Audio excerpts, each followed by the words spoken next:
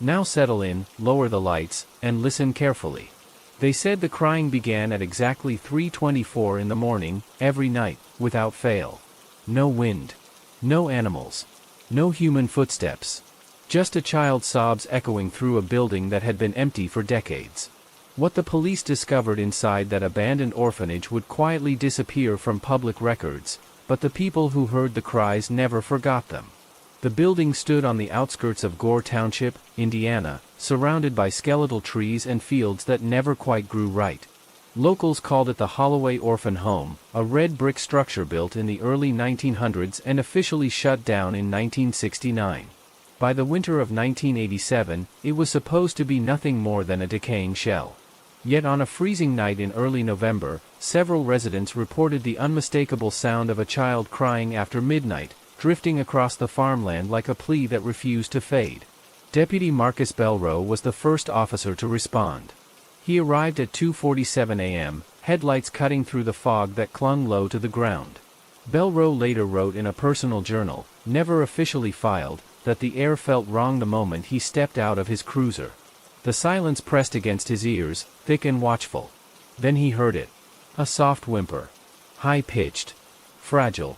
Coming from the upper floor of the orphanage.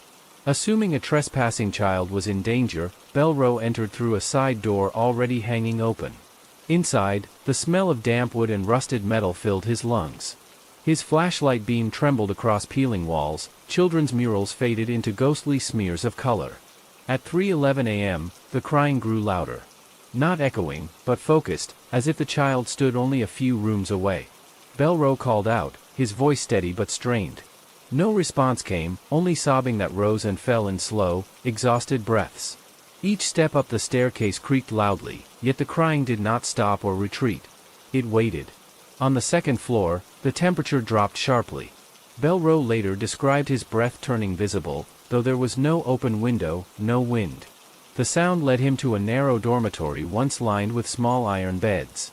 Most had collapsed. One remained upright at the far end of the room. Beneath that bed, he saw a small shape. Bare feet. Pale. Perfectly still. Belrow knelt and spoke gently, telling the child it was okay, that help was here. The crying stopped instantly. What followed, according to his own words, was silence so complete it rang in his head. Then the feet slowly slid backward, vanishing into darkness that should not have existed beneath the bed. When Belrow shined his light underneath, there was nothing. No dust disturbance. No crawl space. Just solid flooring.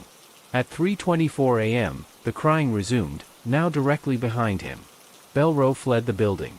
He did not radio in an explanation, only requested backup with a voice described as shaken and hoarse. When additional officers arrived, the crying had ceased. A full search found no child, no signs of entry, and no animals. The case might have ended there, filed away as stress or imagination, if not for the discovery made weeks later by a local historian named Alastair Crow. Crow had been researching the orphanage's past and uncovered a sealed death certificate dated February of 1942. The name listed was Eloan Pierce, age 6. Eloan had been brought to the orphanage during a harsh winter, after her parents died in a factory fire. Records described her as quiet, prone to night terrors, often crying after lights out. One incident report, buried deep in archived paperwork, mentioned a punishment gone wrong. Eloan had been locked beneath a bed as discipline for disturbing other children during sleep. She was forgotten. By morning, she was unresponsive. Hypothermia was listed as the cause of death. No charges were filed. The orphanage continued operations for decades. Crow shared this information with authorities, but it was dismissed as unrelated history. Still, after his visit to the orphanage one night at 3:20 a.m., Crow never returned to the site again.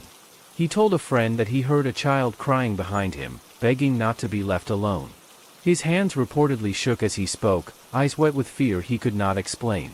Today, the Holloway Orphan Home has been demolished. The land remains empty.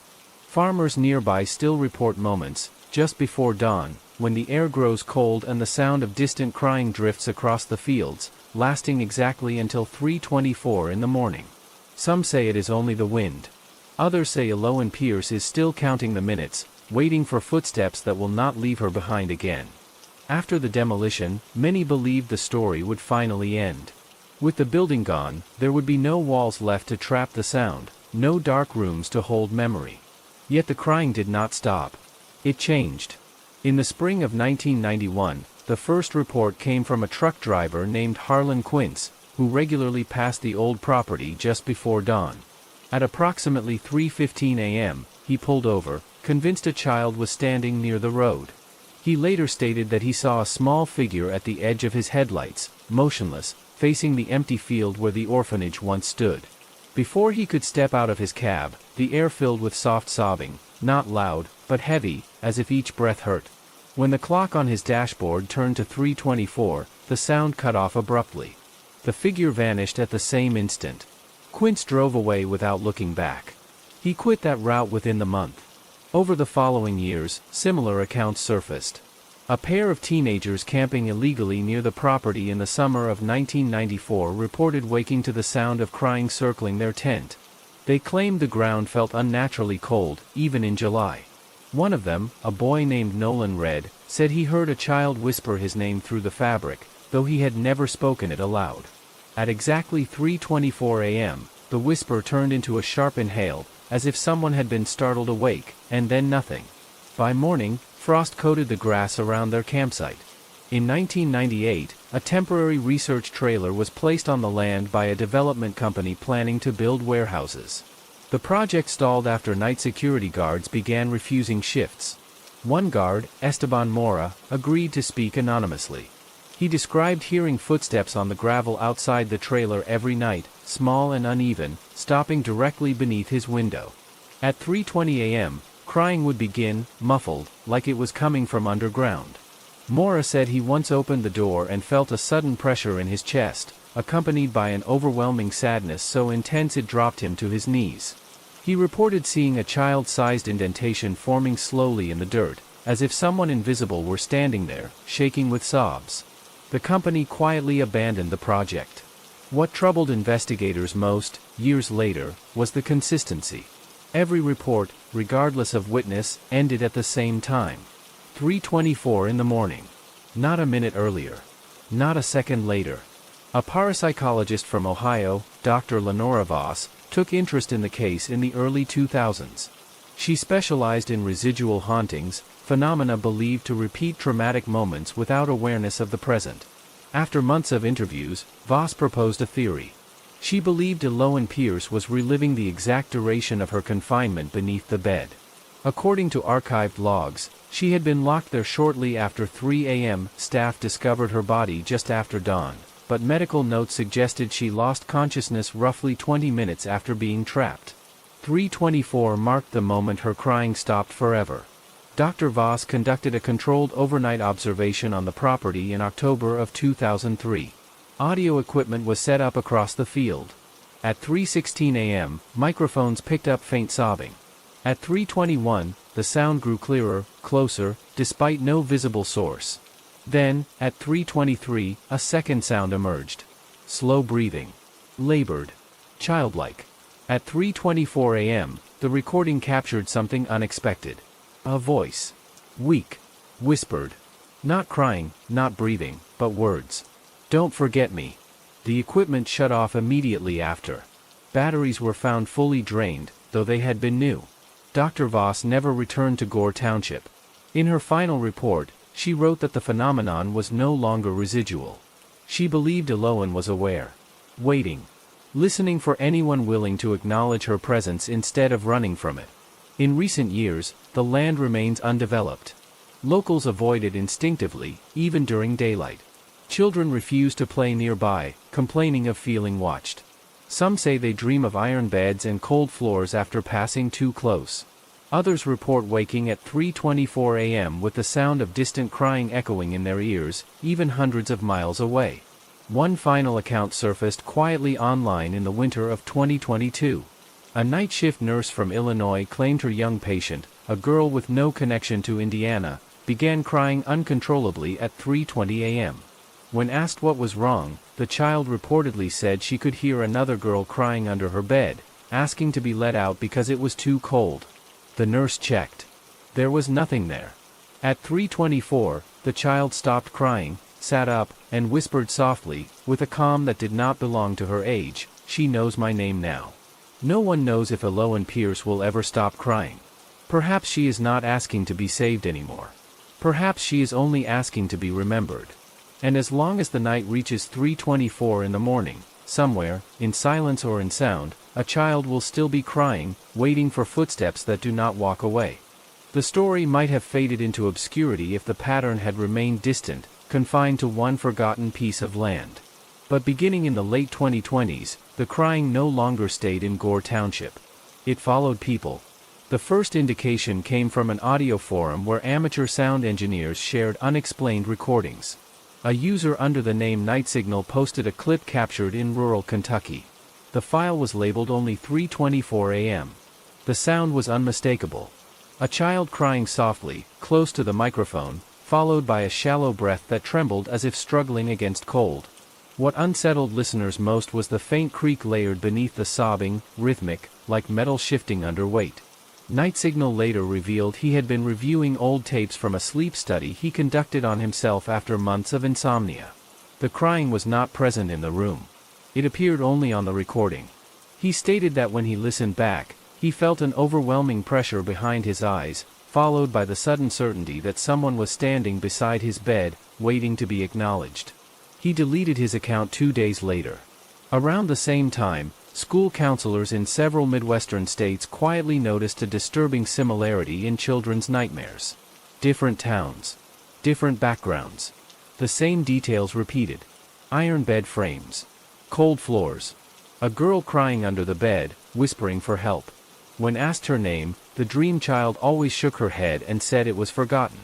In Gore Township, an elderly woman named Maribel Sloan finally broke decades of silence. She had worked briefly at the Holloway Orphan Home as a kitchen assistant in her youth. Interviewed shortly before her death, Sloan admitted she remembered Eloan Pierce. She described her as painfully thin, with dark hair cut unevenly, eyes too serious for a child. Sloan recalled hearing crying late one night and asking a supervisor about it. She was told the sound would stop if ignored. Sloan confessed that she heard the crying stop suddenly that same night, followed by a sound she could never forget. A small, startled gasp. Then nothing. She said she dreamed of that moment every night for the rest of her life, always waking at 3:24 a.m., heart racing, ears ringing with silence louder than any scream. After Sloan's interview aired on a local broadcast, the station received dozens of calls. People claimed they too woke at that same hour, often without knowing why. Some heard crying. Others felt an intense sadness settle over them, heavy and cold, as if grief itself had weight. One caller, a man from Oregon, said he had never heard of Gore Township or the orphanage. Yet for years, he had set an alarm unknowingly for 3:24 a.m., convinced he needed to wake up at that exact time. When asked what happened if he ignored it, he paused before answering. He said the crying got closer. Researchers attempting to map the phenomenon noticed something new. The experiences were no longer random. They clustered around people who listened. Not those who dismissed the stories, but those who stayed awake, who replayed recordings, who leaned closer to hear. A theory emerged quietly among investigators. Eloan was no longer bound to place. She was bound to attention. In the winter of 2024, a final experiment was conducted by a private group specializing in anomalous psychology. Volunteers agreed to listen to archived recordings from the Gore Township case during sleep, monitored remotely. Out of 12 participants, 11 reported waking abruptly at 3:24 a.m., 10 heard crying. 8 felt the presence of a child beneath their bed. The 12th participant never submitted a report. When contacted days later, her apartment was found empty. Her bed stood in the center of the room, stripped bare. The floor beneath it showed deep scratches, as if something had clawed at the wood from underneath, desperate to get out. Neighbors reported hearing a single, sharp inhale through the walls at exactly 3:24 a.m. the night she disappeared. Authorities ruled it a voluntary disappearance. Yet one detail from the participants' final sleep recording troubled investigators deeply. At 3:23 a.m., the crying was present. At 3:24, it stopped. Then, for the first time ever, a second voice was heard. Clear. Steady. No longer whispering. "Thank you for hearing me. After that night, reports of crying decreased significantly. Some believed the haunting had ended. Others feared something worse. Those who had experienced the phenomenon still woke at 3:24, but now the feeling had changed. The sadness was gone, replaced by a quiet awareness, like being watched with expectation rather than desperation. Children who once spoke of the girl under the bed stopped mentioning her entirely. Instead, they described dreams of standing beside a smaller child, holding her hand in the dark, listening to something breathing on the other side of the room. To this day, no one knows what truly happened to Aloan Pierce beneath that iron bed so many decades ago. But if you find yourself awake in the early hours of the morning, when the world is still and the air feels colder than it should, listen carefully. If you hear nothing at 3:24 a.m., do not assume you are alone. It may only mean that the crying has finally moved on, searching for someone new who is willing to listen. In the months that followed, silence became its own kind of warning. People who had once heard the crying began to speak about something far more unsettling. They spoke of anticipation. At 3:24 in the morning, instead of waking to sorrow, they woke to stillness so precise it felt deliberate. No sound. No emotion. Just the unmistakable awareness of being observed. Many described the sensation as gentle at first, like a child standing quietly in a doorway, waiting to be noticed. Others felt it closer. Right beside the bed. Beneath it. Breathing slowly, patiently. A therapist in Michigan documented several cases of shared sleep paralysis among unrelated patients. Each described the same experience. Inability to move. Cold spreading from the floor upward.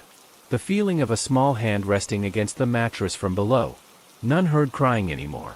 Instead, they felt pressure, as if something was learning how to exist in the room. One patient, a middle-aged man with no prior belief in the paranormal, broke down during a session when asked to describe the presence. He said it did not feel angry. It felt curious. He said the worst part was the certainty that if he acknowledged it out loud, it would stay. In Gore Township, the land where the orphanage once stood began to change. Grass grew thicker. The soil remained cold even under summer sun. Animals avoided the area completely. A group of surveyors attempting to reassess the property recorded a sudden temperature drop at 3:24 a.m. during an overnight study. Their thermal cameras captured a small, concentrated pocket of cold hovering just inches above the ground, shaped vaguely like a crouching child. The footage was never released publicly. What followed was subtle, almost invisible. Online, bedtime story channels noticed something strange in their analytics. Videos mentioning orphanages, crying children, or night hours saw unexplained spikes in engagement, particularly between 3 and 4 in the morning. Comments appeared from accounts with no profile pictures, no history, posting the same sentence across different platforms. "She sounds closer tonight." Moderators deleted the comments. New ones appeared. A former audio engineer named Thomas Creech came forward with a confession. Years earlier, he had enhanced one of the original Gore Township recordings, isolating frequencies most people could not consciously hear. He admitted he regretted it. In the lower register, beneath the crying, there was something else. A pattern. A rhythm. Like someone practicing breathing. Learning. Creech said that after weeks of listening, he began to hear the sound without headphones. It followed him. Not loudly. Just enough to notice. He stopped sleeping. At 3:24 a.m. one night, he whispered into the darkness, telling it he was listening. The sound stopped. Creech vanished shortly after, leaving behind an apartment stripped bare, bed frame overturned, floorboards beneath deeply cracked, as if forced upward from below. Psychologists debated mass suggestion. Paranormal researchers argued manifestation. Yet no explanation accounted for the most troubling development.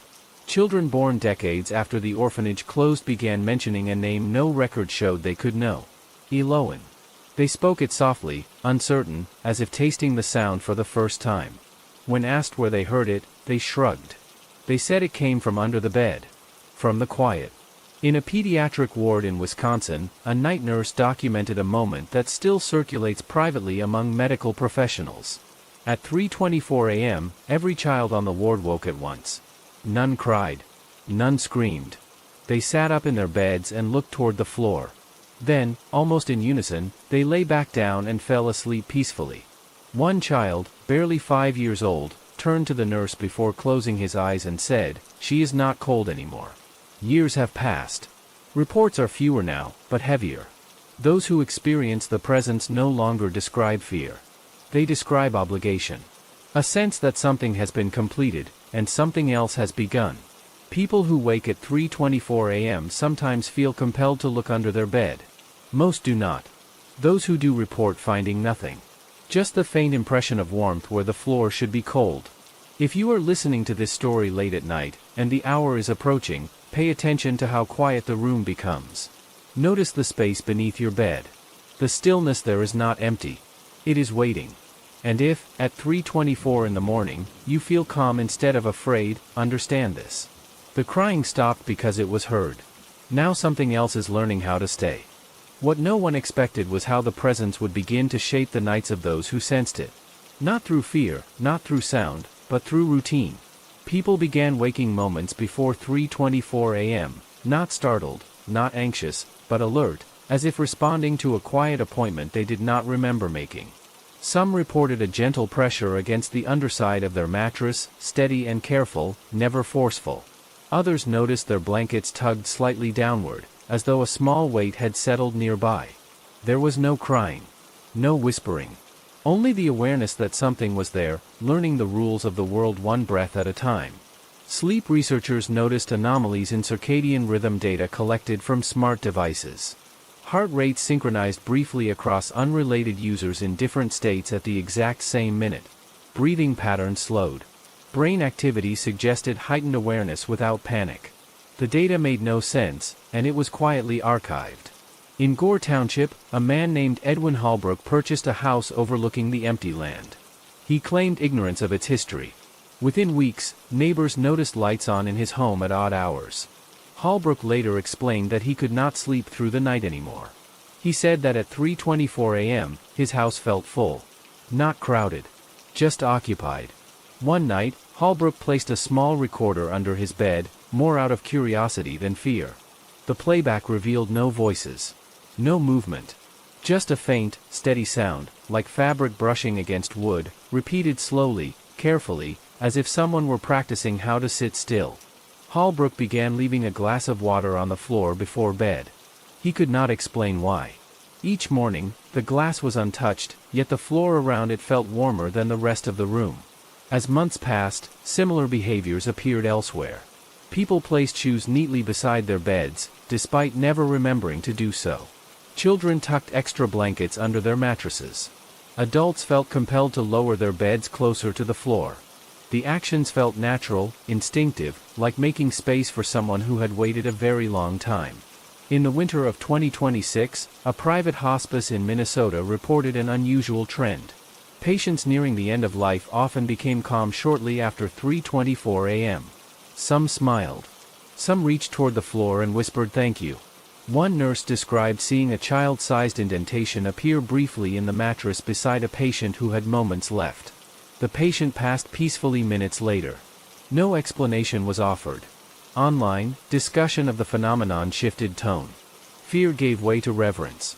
People spoke of Eloah not as a ghost, but as a presence that lingered at the edge of sleep, guiding something unseen from one state to another.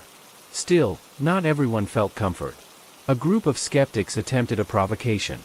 They streamed themselves staying awake beneath raised bed frames, lights on, mocking the stories. At 3:24 a.m., the stream cut out. When footage resumed hours later, the room was empty. The bed frames had been lowered to the floor. The floorboards beneath were warm to the touch. The channel was deleted the next day. Those who truly listened, without challenge or expectation, described a different experience. They said that at 3:24, the room felt balanced, as if something that had once been wrong was finally aligned. The presence did not demand attention. It accepted it. Children no longer dreamed of iron beds. They dreamed of open rooms. Soft floors. Hands held in the dark, not to pull, but to reassure. A final report emerged quietly from a rural town in Vermont. A new orphanage, modern and well-funded, had installed night monitoring systems. Staff noticed that at 3:24 a.m., the cameras briefly glitched. In the affected rooms, children slept more soundly than at any other hour. One camera captured a brief distortion near the floor, like heat rising, shaped almost like a small figure sitting cross-legged, watching over the beds. After that night, incidents of night terrors dropped to zero. No one knows if Eloane Pierce understands what she has become. Perhaps she is no longer alone beneath the bed. Perhaps she has found a way to remain close without being trapped, to exist in the quiet spaces where children once cried and now rest. If you wake tonight before dawn, and the room feels calm in a way that is difficult to explain, do not be afraid. Do not look under the bed unless you feel compelled to. And if you do, and you feel warmth instead of cold, understand that something learned how to stay by first learning how to wait. The crying ended long ago. What remains is listening. Listening, it turned out, was not passive. It changed people in ways that were difficult to describe and impossible to reverse. Those who continued to wake at 3:24 a.m. began to notice subtle shifts in their daily lives. Time felt heavier in the early morning, slower, as if the world itself hesitated before moving forward. Clocks ticked louder. Floors felt warmer under bare feet. Some swore they could feel a presence lingering long after sunrise, not visible, not audible, but attentive. A schoolteacher in Pennsylvania named Ruth Calder began keeping a journal after weeks of waking at the same hour. She wrote that she no longer felt alone when grading papers late at night. She described a sense of being accompanied, not watched, but considered.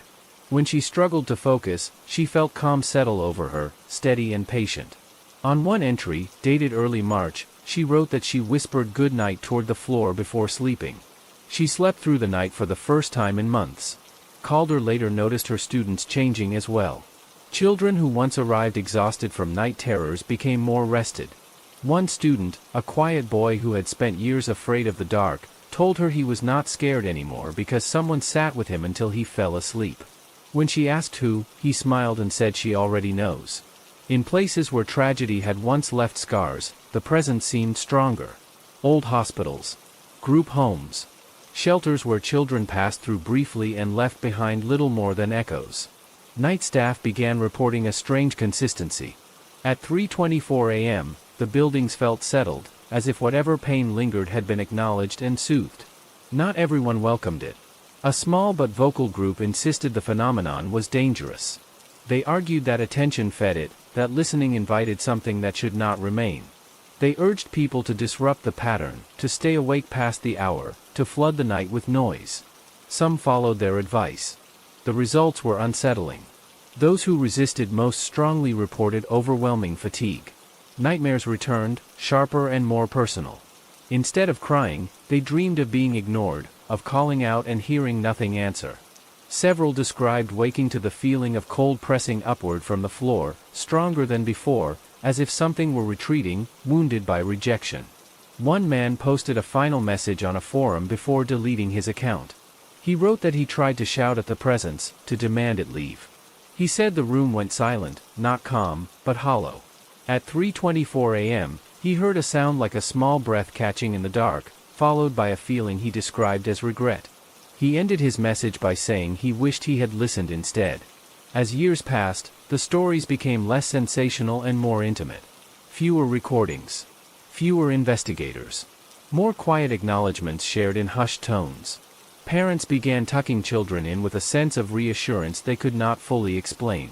Some even left small night lights on near the floor, not out of fear, but courtesy. In Gore Township, a memorial stone was finally placed near the edge of the old orphanage land. It bore no dramatic inscription. Only a single name. Eloane Pierce. And beneath it, a simple line. You were not forgotten. On the first night after the stone was placed, residents reported the most peaceful sleep they had experienced in decades. At 3:24 a.m., the land felt warm for the first time since anyone could remember. Yet the presence did not fade. It changed again. People began to sense it less beneath beds and more beside them. A closeness that no longer needed the floor as an anchor. Those who noticed it said it felt lighter now, less bound to one place. Still quiet. Still attentive. But no longer searching. A hospice nurse in Maine described a moment that stayed with her. As a patient drifted toward sleep for the last time, the nurse felt the room fill with calm. She sensed a small presence near the bed, not touching, simply waiting. When the patient passed, the nurse felt something lift, like a held breath finally released. She later said she believed no one crossed alone anymore. Children born into this quieter world sometimes spoke of memories that were not theirs.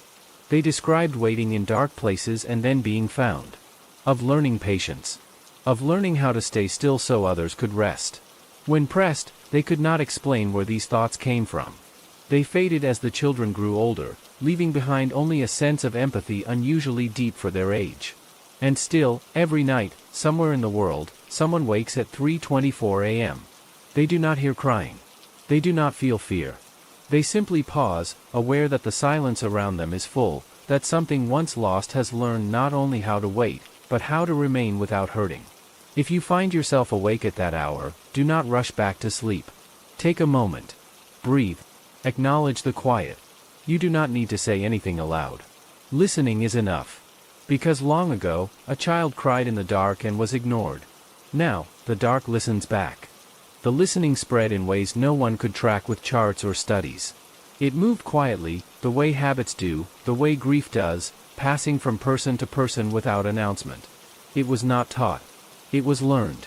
People began to recognize the moment before 3:24 a.m. without checking the time. Their bodies seemed to know. A subtle tightening of the chest. A soft awareness settling behind the eyes. Some described it as standing at the edge of a memory that did not belong to them, waiting to see if it would open. In New Mexico, a long-haul train conductor named Silas Morin reported an incident that circulated briefly among rail workers before being dismissed. He was alone in the cab during a night run, the desert stretching endlessly beyond the glass. At 3:24 a.m., every instrument on the panel flickered for less than a second. The train did not slow. The tracks did not shift. But Morin felt a presence sit beside him, small and still, facing forward. He said it felt polite. For the rest of the route, he felt calm in a way he had not experienced since childhood. When he reached the terminal, he realized he had been humming softly without noticing. A lullaby his mother used to sing. He could not remember the words, only the feeling. He never experienced another moment of panic on night runs again. In Florida, a retired carpenter named June Halvers found herself waking every night at the same hour. At first she fought it, annoyed by the disruption. Then she stopped. She began leaving her bedroom door open, letting the hall light spill across the floor. She said the house felt less empty that way. Less sharp. One morning she found a small knot in the wood beneath her bed, newly visible, shaped almost like a tiny handprint pressed into the grain. The wood was warm. She sanded it smooth without fear, whispering that it was all right. The change was not always gentle. Some people experienced moments of overwhelming emotion at 3:24 a.m., sudden grief. Sudden tenderness. Memories resurfaced that had been buried for years. Nights became confessions spoken into empty rooms. Apologies whispered toward the floor. Gratitude offered without knowing why. Therapists began noting breakthroughs that occurred after sleepless nights. Patients who had avoided certain memories for decades finally spoke about them. They said the silence felt supportive. Non-judgmental. As if something had already heard worse and did not turn away. Theories came and went. Collective trauma. Cultural myth. A psychological echo amplified by the internet. None of them explained why the experience felt personal. Not shared in detail, but shared in purpose. In a small town in Alberta, a fire station reported an unusual calm during night shifts. Emergency calls dropped slightly at the same hour each night. Firefighters joked that something was keeping watch. One night, a rookie asked why the older crew always paused mid-conversation around 3:24 a.m. No one answered him. They just waited. Then they went on as if nothing had happened. In Gore Township, snow fell early one year, blanketing the old land in white. Footprints appeared across it one morning. Small. Bare. Leading from the center of the field toward the tree line, then stopping abruptly. They did not return. The footprints never appeared again. Children born years after the last reported crying began to show an unusual trait. They listened carefully. Not just to voices, but to silence. Teachers noticed how they paused before speaking, as if considering something unseen. Parents described them as unusually patient, unusually kind in moments where frustration would be expected. When asked why, the children often shrugged. They said waiting mattered. A final study, conducted quietly and never published, attempted to break the pattern by isolating volunteers in soundproof rooms with elevated beds and constant light. The goal was to remove darkness, quiet, and the symbolic space beneath the bed. At 3:24 a.m., every volunteer reported the same thing. The room felt smaller. Not tighter. Smaller. As if the walls had leaned in slightly, attentive. None heard crying. None felt fear. Several began to cry themselves, without knowing why. One volunteer whispered an apology into the air. Another said thank you. Afterward, most refused to discuss the experience. One agreed to a single statement. It felt like being forgiven by something that had every reason not to. Years passed. Stories faded from headlines. The world moved on, loud and fast and distracted. Yet the hour remained. Quietly. Faithfully. Some nights, someone wakes at 3:24 a.m. and feels nothing at all. No presence. No awareness. Just ordinary darkness. Those nights pass quickly. Other nights, the silence feels heavier. Fuller. As if the space beside the bed is occupied by patience itself. Not demanding. Not pleading. Simply present. If that happens, do not panic.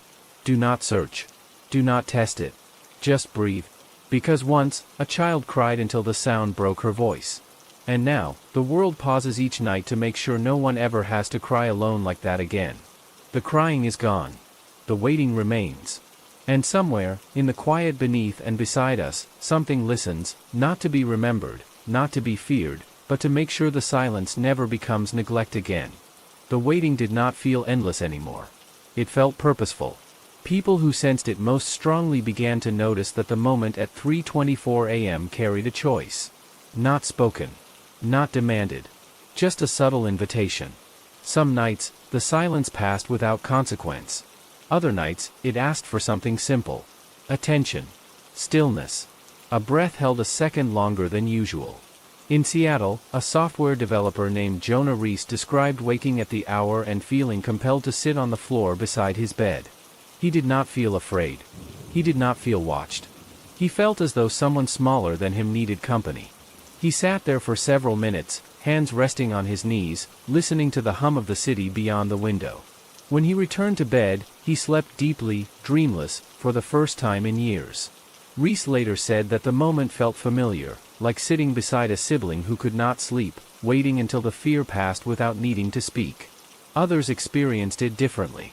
A woman in Georgia named Camille Dorset reported that at 3:24 a.m., she felt a sudden awareness of all the nights she had been unheard in her own life. The silence pressed memories to the surface she had avoided for decades. She cried quietly, not from fear, but from recognition. When the moment passed, she felt lighter. As if something had accepted her grief without explanation. Over time, the presence became less associated with children and more with care itself. Not nurturing in the way adults imagined, but protective in a quiet, watchful sense. People described feeling steady during moments of crisis, especially late at night. Panic attacks softened. Loneliness loosened its grip. A paramedic in Arizona shared that on particularly difficult shifts, when exhaustion blurred judgment, the quiet at 3:24 a.m. felt like a pause built into the night. A moment where nothing demanded urgency. Where breathing mattered more than action. He said it saved him more than once. Yet there were still boundaries. Those who tried to define the presence, to label it, to claim it as something owned or controlled, found themselves cut off from it. Not punished. Simply unheard. The silence returned to being empty. Those individuals often reported a sharp sense of loss afterward, like forgetting something important they never fully understood. In a small town in Ireland, far from Gore Township and with no cultural connection to it, a teacher mentioned an unusual classroom exercise. She asked her students to write about the quietest moment they knew. Several described the same thing. Waking at night. Feeling calm. Knowing someone was nearby, making sure nothing bad happened. When asked who it was, the children struggled to answer. They said it was just the quiet. Researchers who noticed this pattern began using a new term in private discussions. Not haunting. Not presence. They called it the pause. The pause did not interrupt the night. It completed it. In Gore Township, the memorial stone weathered slowly. Moss crept along its edges. Locals sometimes found small objects placed nearby. A child's sock. A smooth stone. A folded piece of paper with no writing on it. No one ever saw who left them. No security cameras caught movement. The items simply appeared, arranged carefully, respectfully. One winter, a storm knocked out power across the area. Houses sat in darkness. At 3:24 a.m., residents reported a strange sense of warmth passing through the town, as if the cold had briefly loosened its grip. When power returned hours later, no one reported fear. Only restlessness, like waking from a dream that felt important but slipped away too quickly. The presence never spoke again.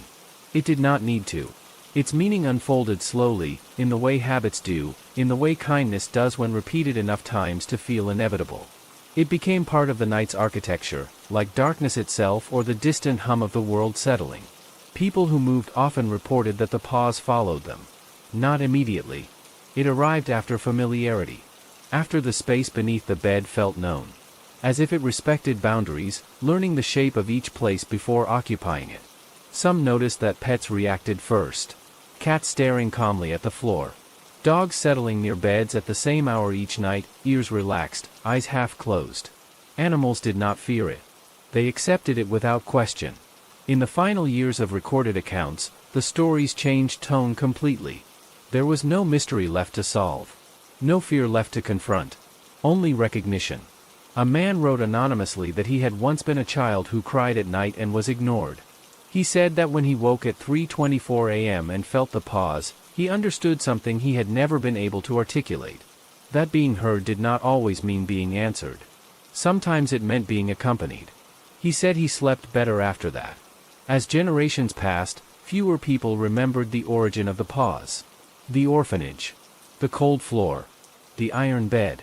The name alone appears faded from public memory, surviving only in archives and old recordings rarely accessed. Yet the pause remained. Because it was no longer tied to one child or one place. It had become a response. A correction. A promise the night learned to keep. If you ever wake before dawn and feel the world hold still for just a moment, do not search for an explanation. Do not reach for your phone. Do not turn on the light. Let the pause exist. It is not there to frighten you. It is there to make sure that once, long ago, when a child cried and no one came, the silence learned from that mistake. And it never forgot. But there is one detail most people never notice. The pause only feels gentle when it is acknowledged. In recent years, a small number of night recordings have surfaced that do not match the others. No calm. No warmth. Only silence stretched too thin. In these recordings, the moment at 3:24 a.m. lasts longer than it should. Not minutes. Sometimes hours. Time stalls. Clocks stop advancing. Phones freeze on the same glowing numbers until batteries die. The people inside those rooms report the same thing afterward. They say they did not listen. They were distracted.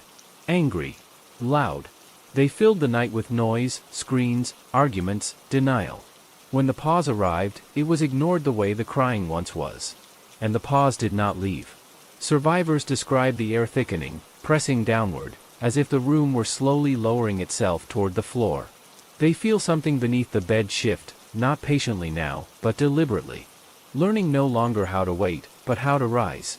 One final audio file, leaked briefly before being erased, captures what happens when the pause is broken too many times.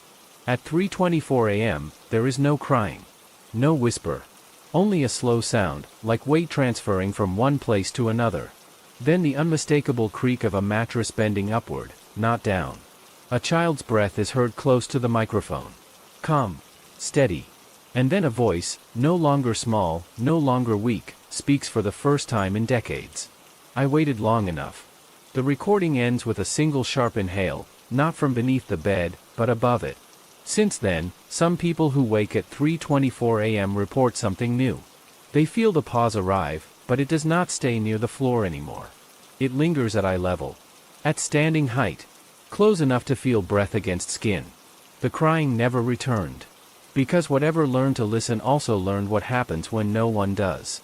So if you wake before dawn and the silence feels wrong, heavier than it should be, do not move.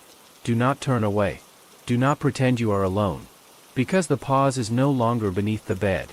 And it is still deciding who remembers how to listen.